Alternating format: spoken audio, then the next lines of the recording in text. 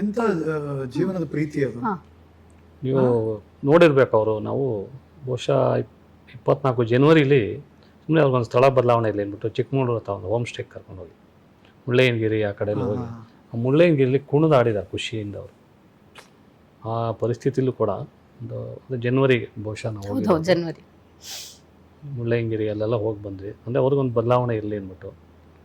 ಅದಾದಮೇಲೆ ಇನ್ನೊಂದು ಇಬ್ಬನಿ ಅಂತ ಅಲ್ಲೊಂದು ಹೋಮ್ ಸ್ಟೇ, ಅಲ್ಲೂ ಹೋಗಿ ಒಂದು 3 ದಿವಸ ನಾವು ಛಾಯಾ ಪದ್ಮಪಾಣಿ ಎಲ್ಲರೂ ಬಂದಿದ್ದು, ಸತ್ಯಪ್ರಸಾದ್ ಅವರು ಎಷ್ಟು ಖುಷಿಯಾಗಿರೋಕ್ಕೆ ನಮ್ಮಿಂದ ಸಾಧ್ಯನೋ ಅವೆಲ್ಲ ನಾವು ಪ್ರಯತ್ನ ಪಟ್ಟಿದ್ದೀವಿ ಅಷ್ಟೇ.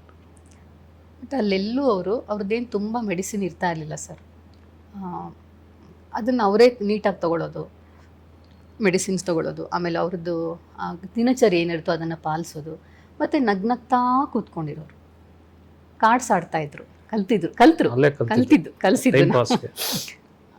ಅಂದರೆ ನಾವು ಸಂತೋಷನ ಹಂಚ್ಕೊಂಡ್ವಿ ಅನ್ನೋಕೆ ಇದನ್ನು ಹೇಳ್ತಾ ಇದ್ದೀನಿ ಅಷ್ಟೇ.